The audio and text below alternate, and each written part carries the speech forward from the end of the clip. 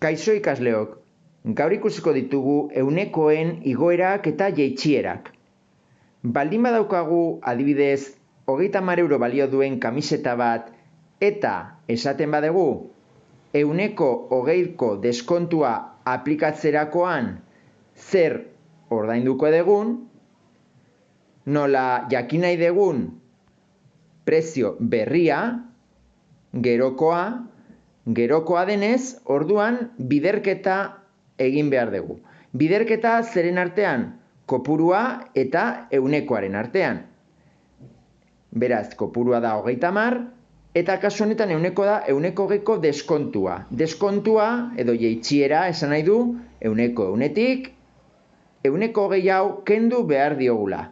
Beraz, 100 keno 20 izango da 80. Eta 80 hamartarrera pasatzen badegu, koma ezkerrera bi posizio, beraz 0,80. 0,80 da egin dugulako 80 zati egun. Beraz, erabili behar dugu 80ren adierazpen hamartarra. 0,80. Beraz, kopurua bider ehunekoa. Hau da, 30 bider 0,80.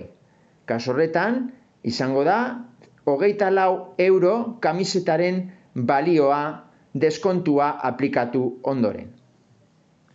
Baldin badaukagu adibidez 18 euro balio duen arraina eta ehuneko 10ko beza edo gazteleraz IVA aplikatu nahi badiogu, zenbat ordainduko dugu orain edo gero? Beraz, prezio berria kalkulatu behar dugunez,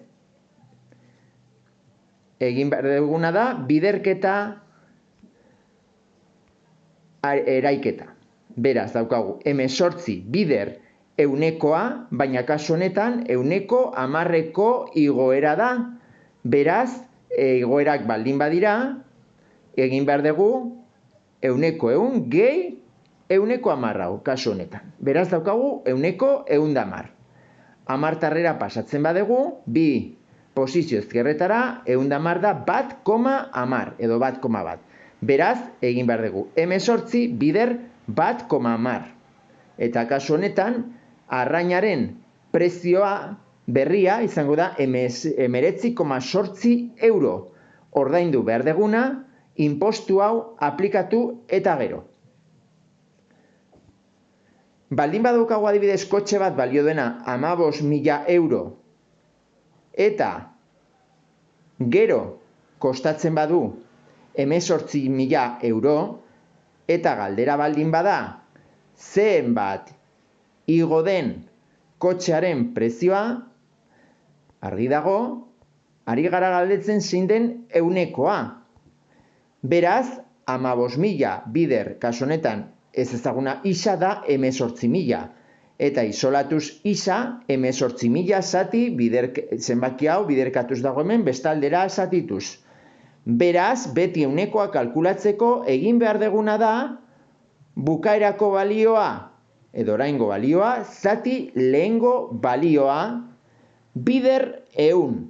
Beraz, 18.000 zati 15.000 da 1,2 eta ehunekora pasatzeko beti azkeneko pausoa bider 100. Beraz, 1,2 bider 100 da ehuneko 120. Horrek esan nahi du ehuneko 20 bat igo dela prezioa kotxe horrena. Kasu honetan, baldin badaukagu erloju bat balio duela 253 euro behin ehuneko 10ko berapena aplikatuta eta galdera baldin bada zenbat balioz duen, lehen egin dugu biderketa etorkizuneko edo oraingo balio bat kalkulatu behar genuela, beraz kontrako eraiketa lehengo balio bat kalkulatu behar badegu da zatiketa egitea. Biderketaren kontrakoa eraiketa delako zatiketa. Beraz, ehuneko 10ko berapena esan nahi du ehunetik ehuneko 10 kendu behar diogula. 100 ken 10 izango da 80. Hori hamartarrera pasata izango da 0,80. Eta egin behar deguna da, orain, zatiketa 253 zati 0,9 eta lehengo balioa izango da 270 euro. Gogoratu, etorkizuneko edo oraingo balioa kalkulatzeko beti biderketa. Eta lehengo balio bat kalkulatzeko beti egin behar dugu zatiketa. Eta hemen daukagu ehuneko kateatuak. Ehuneko bat baino gehiago baldin baditugu, orduan egin behar duguna da beti ehunekoak biderkatu. Adibidez, baldin badaukagu etxe bat balio duena 240.000 euro eta hasiera batean bere prezioa handitzen badiogu ehuneko 10 bat eta ondoren ehuneko 20 bat jaisten badiogu, orduan egin behar duguna da bi ehuneko hauek biderkatu. Ehuneko 10 igotzea da ehuneko 100 gehi ehuneko 10, beraz 110. Beraz indizea hamartarrean 1,10, bi posizio ezkerretara. Beraz, 240.000 bider 1,1 izango da 264.000 euro. Baina orain prezio honi aplikatu behar diogu ehuneko 20ko deskontua.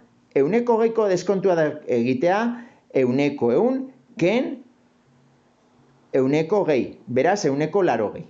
Hori hamartarrera pasata izango da 0,80. Beraz, 264.000 bider 0,80 izango da 211.200 euro.